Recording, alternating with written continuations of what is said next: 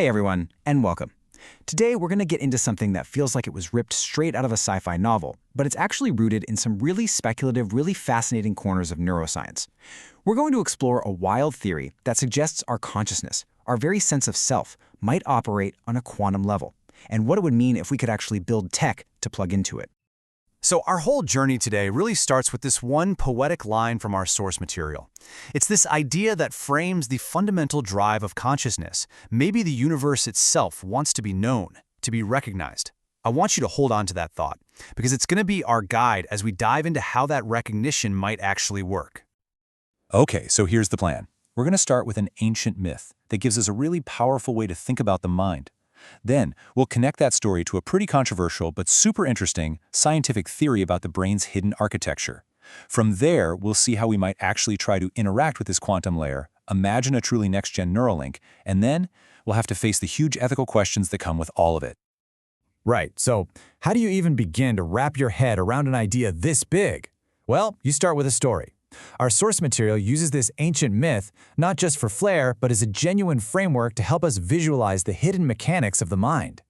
So in this story, it all starts with the deity Vishnu dreaming the entire cosmos into existence.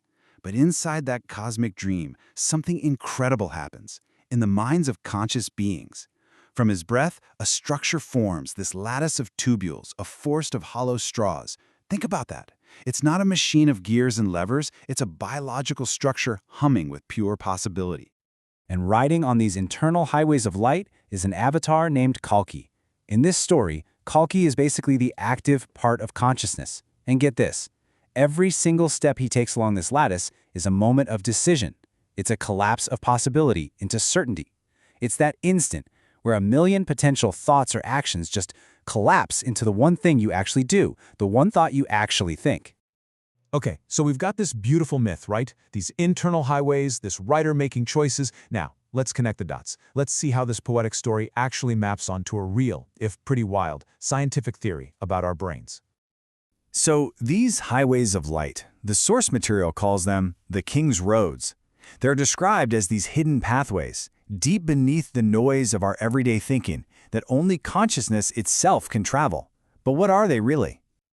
Well, it turns out the King's Roads aren't just some poetic idea. According to this theory, they correspond to a real part of our biology, microtubules.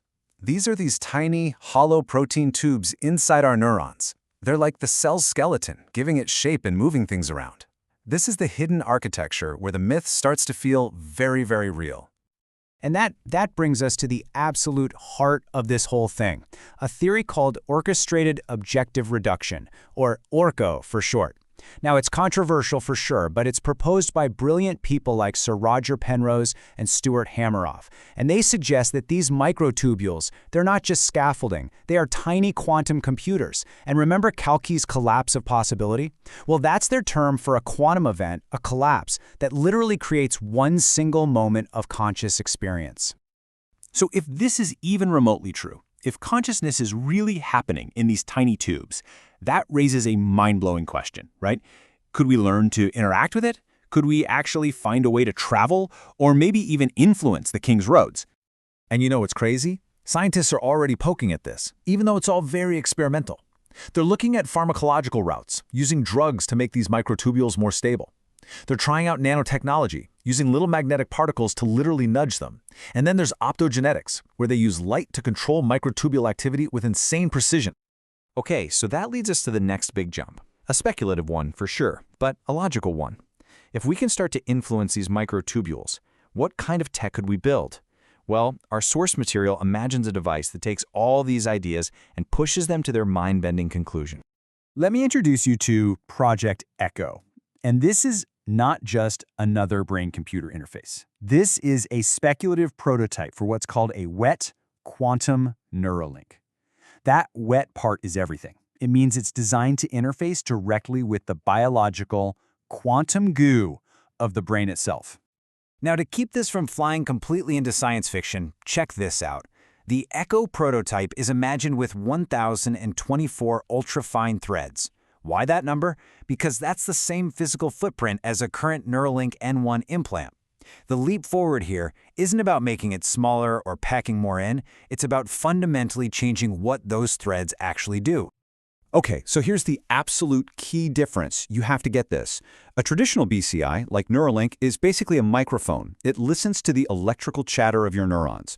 The wet quantum Neuralink, on the other hand, it's more like a tuning fork. It doesn't just listen, it tries to resonate with the microtubule lattice. It wants to entangle with your consciousness. And what could you do with this? Well, the ideas are just wild. In echo mode, it could just passively listen and decode what you want to do. You think a tweet? It gets posted.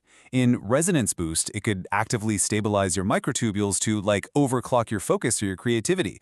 And then there's hive link, which is the idea you could create entanglement between people for a direct shared experience, literally feeling what someone else feels. But a technology this powerful? It just slams us right into some of the toughest ethical questions you can imagine. Is this a bridge to some beautiful new form of human connection? Or is it a weapon with a potential we can barely comprehend? So the question really stops being, can we do this? And starts being, should we? Because when you can create a direct link between two minds at this incredibly fundamental level, the very boundaries that make you, well, they start to get blurry.